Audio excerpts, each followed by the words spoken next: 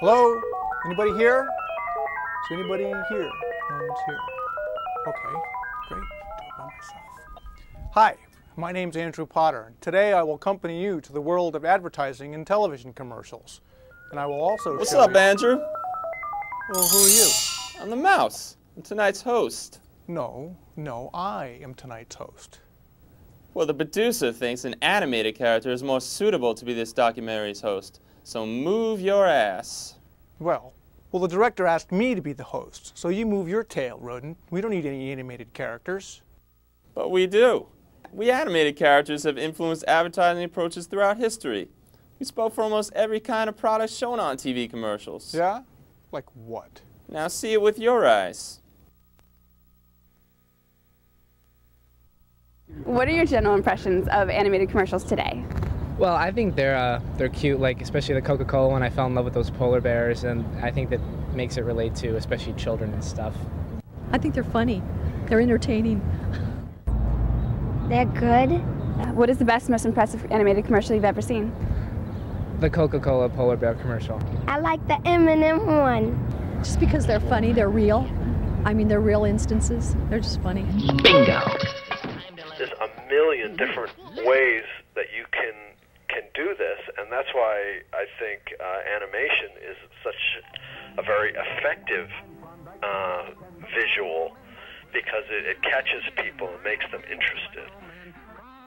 If you look at animation, animation can get around a lot of those issues by being, first of all, it can be racially neutral, it can be sexually neutral, it can be age neutral, and it helps you, you can get rid of a lot of the biases that people bring to a commercial, because people don't arrive at a commercial like a newborn baby. They carry a lot of baggage with them, and you can avoid that baggage with animation. 我想任何一个传播，在传播里面啊，任何一个讯息要影响一个人，第一件事就是吸引他的注意力。那动画在这一部分占了很大的便宜，因为它的这个视觉效果，那么或者是它的这个视觉经验是不一样的时候，大部分人就会被吸引住。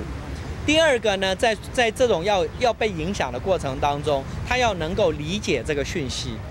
那动画通常因为线条简单，角色分明，那么故事单纯，所以很多人一看就可以了解这个故事在讲什么，所以对内容的理解能力会比较的来得高。那再加上动画有一个特色哈，动画其实呢是不分年龄层，所以对观众来讲，从很年轻的小 baby 啊，这个3岁4岁到很老的50岁、60岁、90岁的人，他都可以理解这个东西。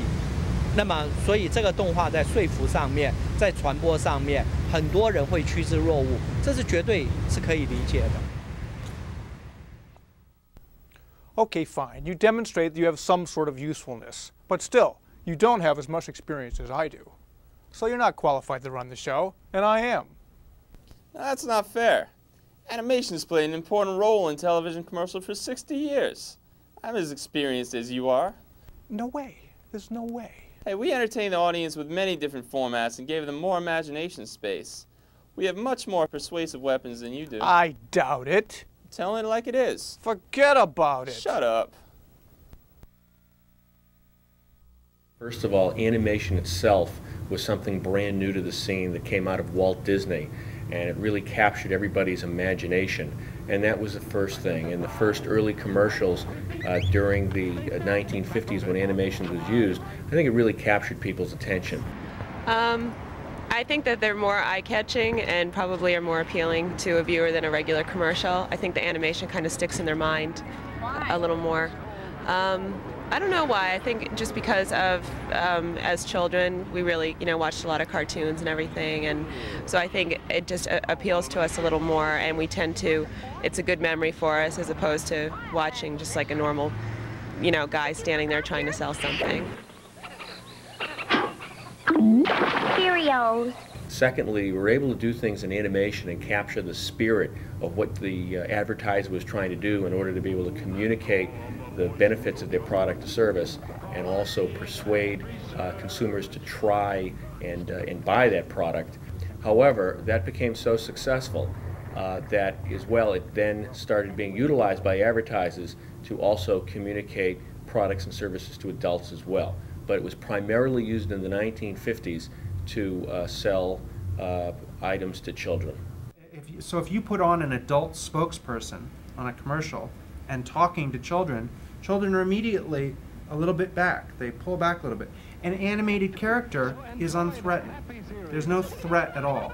So they tend to open up, and then they're therefore open to the message. For everyone, it's the Year of the Tiger. This is the Year of the Tiger. We'll have breakfast with the Tiger of the Year. By utilizing animatics, you're able to create a real feeling for what your product or service is all about, which is sometimes actually better than using real people. From cell animation to stop motion to clay to cutout animation, which is you have characters that are in pieces and you manipulate them under the camera and shoot them one frame at a time. So it was a very creative environment and a very artistic kind of approach to solving a problem visually with different style. Party's over, guys. And what they found was in the early 60s and 70s, it was sort of an era of minimalism. And instead of doing commercials where everyone talked really fast and they said it's got 16 points and does this and that and everyone talked really quickly, which is what everything was doing at the same time, you'd watch 4 commercials like that where someone said, buy the Ford something something, it's got 16 wheels, got that, and they talked really fast and they sold you. Then it would, all of a sudden in the middle of that, a little commercial would come on with a little talking stomach. And it would be this little character on a white screen, and he would just be there, and he would say, hi, I'm your stomach, and I want to talk to you. And it's so different, stood out, communicated something, that changed things. So I think that animation will probably have a heyday. I think we have not even begun to see what is going to happen with computer animation. That's already being used to a degree, and it's going to be used even more. Even in the year 3000, the question will be, what's for dinner? The answer will be in a package that saves energy, nutrients, and trouble. A package that can last the 3-year journey to Jupiter